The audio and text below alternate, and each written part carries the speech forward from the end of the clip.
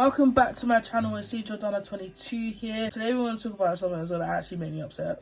I'm going to be real. We're going to talk about something that's going to make me upset. We're going to take a lonely trip down to memory lane at when I got the opportunity to, Original London got the opportunity to be in a pop-up shop, and boy oh boy did it fail.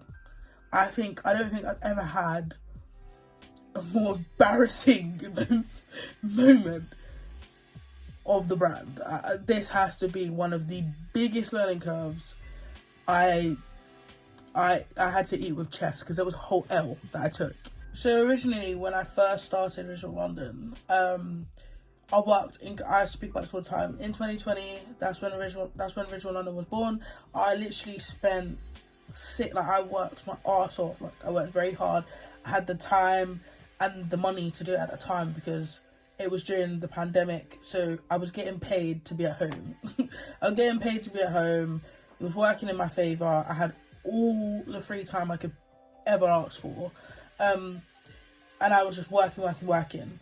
Now, within those 6 months, I think in my 3rd month of doing the brand, maybe my 2nd or my 3rd month of doing the brand, they were like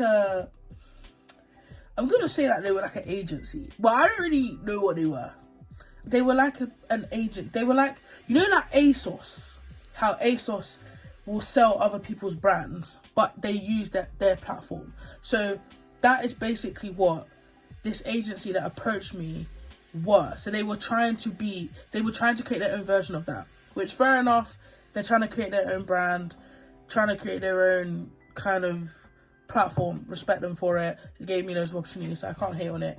I don't think they're about today anymore, because I did try to search for them a little while back and I couldn't find them on Instagram, couldn't find them on the internet, nothing. So I do feel like, unfortunately, I don't think things worked out. Can I just say, it's no fault of theirs at all. This is all down to me. The failure of this pop-up shop had nothing to do with anyone else but my own self. I'm going to just call them the agency for now. So the agency got into contact with me, saying they wanted to work with me, as their platform specifically was working with upcoming brands to help build them up. That was the point of their platform. You had to pay to join them, but in the package you'd get free model shoots. You got I can't lie to you, so many opportunities. There was even an opportunity on a plane, on a boat. Obviously the pop-up shop opportunity came about. Before I get into this, can I just say, Original London was not ready to do this pop-up shop, but the opportunity was so at hand. I just thought, I can't not take it, which, even though it was an L, I'm glad I did. The pop-up shop was in Shoreditch. Now, if you're in London, Shoreditch is a hotspot, and I just thought, this is great for the brand. How can I not do it? Even though I wasn't exactly ready. So basically, we had just under a month to prepare everything. And the pop-up shop was going to be in Shoreditch. It was going to be for, I think, a week or 2. I don't exactly remember. It was like a week or 2 where the pop-up shop would have been there. And they explained all the other details about how they're going to run it, how they're going to shuffle the stuff around so everyone's stuff gets time at the front, or whatever front of the shop, so people could see it as they're walking past and stuff like that. All of that kind of information was thrown in there. And it just seemed, like I said, it seemed like a fantastic opportunity, and I still today believe it was a great opportunity. It was a fantastic opportunity.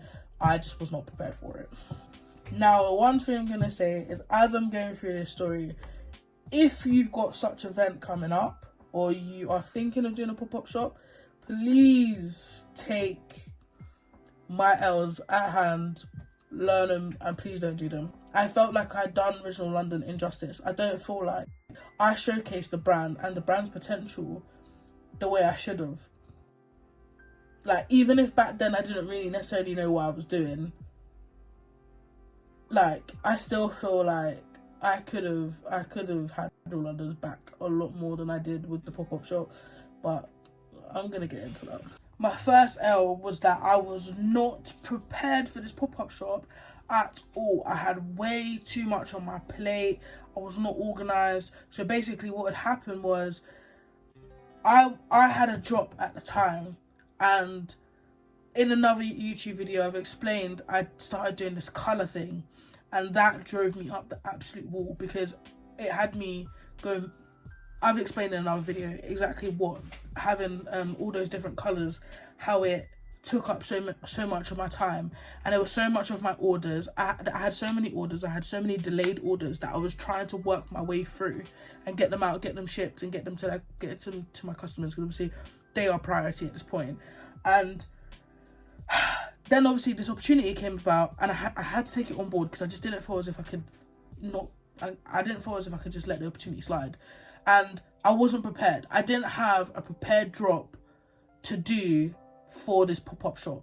So what had happened was 3 weeks until it was the pop-up shop day, I still hadn't had a design, had no design for what I wanted to do. So I had no design. I'll put the pictures, the 2 photos of the 2 awful t-shirts that I done, and like I just threw them to the pop-up shop, because I just thought like an exposure is exposure, and it's like, no, because you want the right kind of exposure. You want people to walk and look and be like, wow, like what's that, like that looks good, quality looks good, like nah, I'm feeling this, I feel good in this. Like that's what I want when people wear Original London. And I promise you, with what I produced, that was not going to happen. But I think I had so much going on, and like I don't have a team, so it's like literally just trying to do this all on my own, trying to get it out. It wasn't easy. So literally what would happen, so 3 weeks till drop day, so 3 weeks till drop day, 3 weeks till drop day, 3 weeks till drop day, and no design. Can we deep how crazy that sounds? 3 weeks till drop day and no designs. All I had, and I only had them on the 2nd week, were the blanks. All I had was the blanks, but there was no prep, so there was no structure, there was no drop, there was no build up, nothing. I literally just thought of a design in my head, which was the theme I would have gone for if I had done it properly, which I wanted it to be logo based. And the reason why I wanted my products to be logo based is because I want the name out there. I want Original London out there. I want the design of Original London. I want it out there. I want it in people's faces. I want them to understand. I want them to connect with it, and I want them to see it.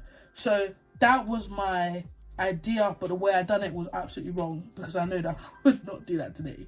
I literally ended up slapping the logo right across the t-shirt, and at the time, brown t-shirts were like popping, like all these like neutral colors, like brown, like the sandy kind of color, like they were absolutely, like flat white, like they were absolutely popping.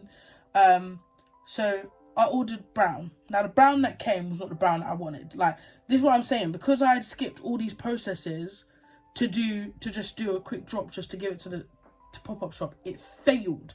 So I skipped the sampling process. I didn't even bother with that. I didn't have time to do samples. So literally what I ended up doing was I bought the blanks, right? And the blanks, the colour of brown was not the colour I wanted. It wasn't the colour of brown I wanted. This type of brown, it was just a no. Like, even thinking of it right now, I'm just getting upset. I'll be real, I just don't understand how I let this be put in a shop. Like, as much as it's a fantastic achievement, and I acknowledge that, still, I definitely let Original London down with this one. So the designs I ended up going for was 2 t-shirts. One was a blue t-shirt, and one was like a coral blue t-shirt, which like I said, I'll put it up here so you can see. A coral blue t-shirt, and one was a brown t-shirt. The brown t-shirt had black writing on it, and like I said, with the type of brown that it was, that black writing with it did not bang, because you could hardly see the logo, which was awful for a showcase. You're showcasing a product where you want to put the name out there and people can hardly see it. Like, for a pop-up shop with upcoming brands in it, no one's going to go out their way to see what your brand says. Like, and then the blue t-shirt I had just had like some slogan on the t-shirt. Like, it was just an awful drop, awful, bad drop. Okay, bad drop. So I wasn't prepared for it. That was that. I was rushing with 3 weeks to get products ready, not sampled, ready to go, ready to showcase. And also on doing that, I was trying to catch up with orders, fulfill orders, and all of that rest. Like, it was chaotic. The week of the drop came now, and I ran into some issues. So the actual printing was taking a long time. Okay, because at the time when the shop, the pop-up shop, needed us to drop the stuff, the timing was, because I was rushing the printing shop, and at that specific time they had so many orders to fulfill, and I was like, guys, I'm begging you, I'm like literally such a loyal customer to you lot, like, you lot get all my business, and you know that as well. Like, so he did manage to like put the extra hours in and like really make us a bit of a priority, but he did say like it's not promised, because we do have a lot, and I had to respect it. At the end of the day, my fault, I came to him with a late drop, like trying to rush him to then get it ready. Like, it's not fair. So literally there was issues with the printing. I didn't like the color black. I didn't like the black on the brown t-shirt. It just didn't work. I couldn't see. I wasn't happy with it. It just looked basic. It just looked like you don't care. Like, that's what it looks like. It just looked like I didn't care. Like, I just wanted to get the drop out. Like, it was awful. So in conclusion, the pieces were just whack. There was no preparation, no structure, nothing. Like, now, if I was to ever do a pop-up shop now, even though I'm not like, I still don't really exactly know what I'm doing, but I know for a fact that I would, if, depending on the amount of time that I have, if I have a lot of time, I'd create a drop. Like, I'd create a drop, create hype, and then release in the pop-up shop too. So it's like you're building even more hype. Or if I didn't have a lot of time, like my experience in 2020, then I would have just dropped what I already had going, because that was what was hot at the time for me. But I just didn't really think like that. I thought, oh, pop-up shop, new stuff, gotta do new stuff. People are bored of the old stuff now. And like I said, learning curve. But it was, and another problem. Do you know what I done? I was late to the drop. Original London was the last brand.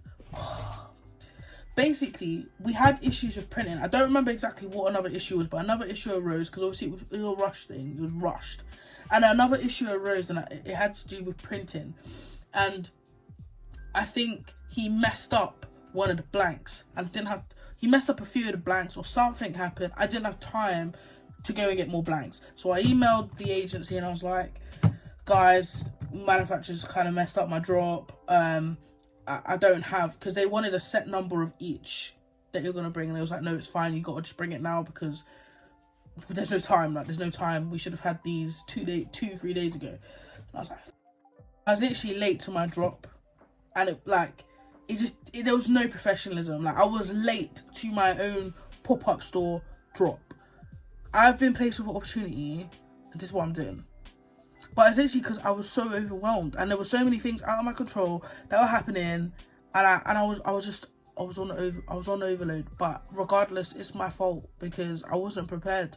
This is why, guys, you gotta prepare for your drops, man. You've got to prepare for your drops. You gotta know what's going on, and you have to be at the center. You gotta be in control of your drops, because stuff like this could really, it really does ruin your brand's image, and it does question your professionalism, because I'm not gonna lie, it's the most embarrassing thing that's ever happened to me with Shoreditch London. I was late to deliver the shirts to the pop-up shop, and I literally had to get up at 6 a.m. and meet them at the shop so they could set up. And because I was late as well, my drop got pushed to the back. So my drop was at the back, because they had to prepare the shop. They're not going to wait for me. They had to prepare the shop. So they had already put out everyone's stuff on all the racks and stuff.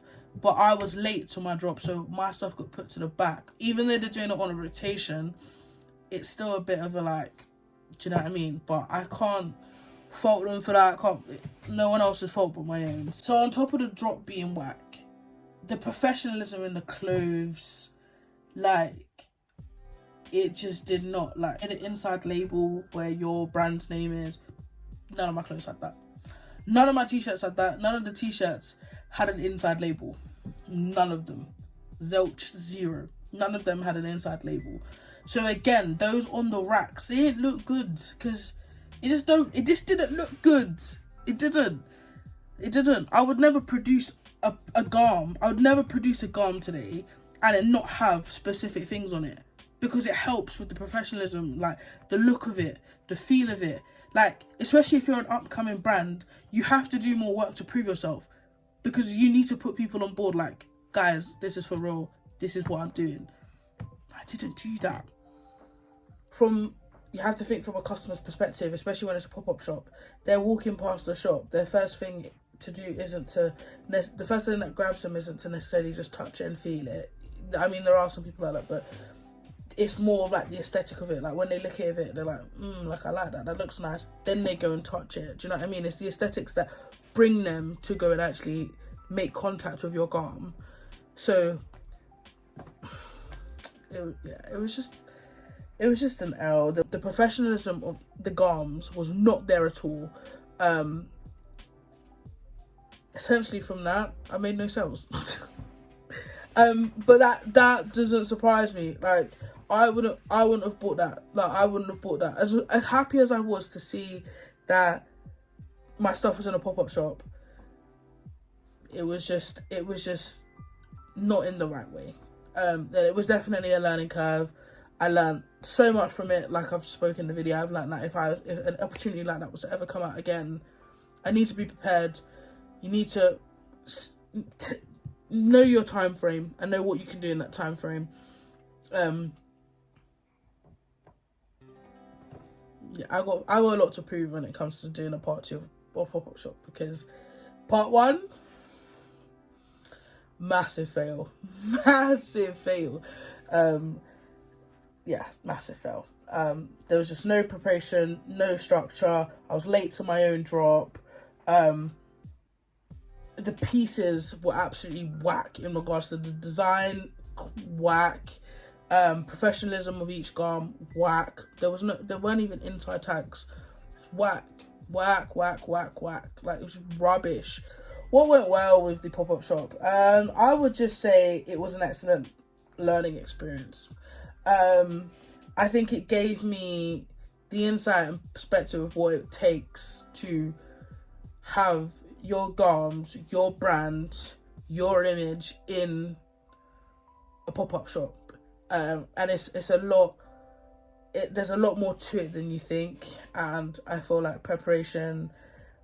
Definitely learn that I need to learn to be prepared, and know the heaviness of the load that I'm carrying. I feel like if it didn't happen, I wouldn't have known, and it's better to know when your brand is not as big, because then it doesn't affect you as much, essentially. I feel like what else went well was like the model photos, because obviously they had like a mini little screen billboard, and like we had really good model photos. So that was showcased outside, so as people walked past they could definitely see that. And obviously on Instagram you could reach anyone, you never know who you're reaching, so they could see it and be like, oh yeah, that's that brand. I think that part of it went really well. It looked really cool to have my brand on a mini billboard, and hopefully one day have it on a mega one. So it just obviously helps with like your dreams and aspirations in that way, wanting you to achieve more. I did get exposure. I feel like that's the best thing that happened at that pop-up shop, but the fundamentals of it and the parts that really did matter, I did fair away. It was a fat L that I took, but like I said, it's a learning curve. And if you are about to do a pop-up shop, or you've got plans to do a pop-up shop, please defo take notes from this video and don't make the same mistakes I did, because it won't look good on your brand at all. It won't look good on you as a professional, because to other people they might just think you just don't really care, when this Shoreditch London is literally the heart and soul of everything I do. I just feel like I was overloaded and I didn't give it the time that it needed, which is so different now. Even my pieces, like I said in my other videos, my pieces take months to make. Even something that might look so simple takes months now. So I really do take my time. Things are different now. This is what owning a clothing brand is about. Essentially, it's about learning. Things will hit you and you will encounter and experiences that you aren't essentially prepared for. And everything is a learning curve.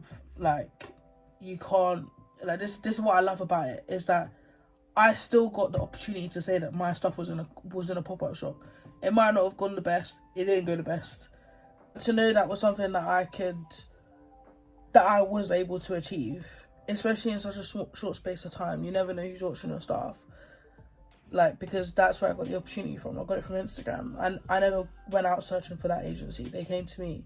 And like, I got blessed with such an opportunity. It's just unfortunate that obviously it wasn't a successful one for Original London, but there'll be others. Like, yeah. And it's a good reflection that it gives me to know that I can achieve that, and like, if I can achieve it once, I can do it again. Like, it just gives you that extra power boost, that extra motivation, that like, wow, like, you're not doing this for nothing. But with that being said, thank you for watching. Hope it taught you something, or I hope, you know, you can take this and apply it to your own pop-up shop if you've got one, or if you're planning on having one. And I wish you all the best with it. Please do better than I did. Thank you for watching my video. I hope it helps you. I hope you come on that learning curve journey with me as well, because I wouldn't want to see any of you having to firm what I did and take that L. So I hope you could learn from it, and I hope to see you in the next video. Don't forget to like, comment and subscribe to this channel.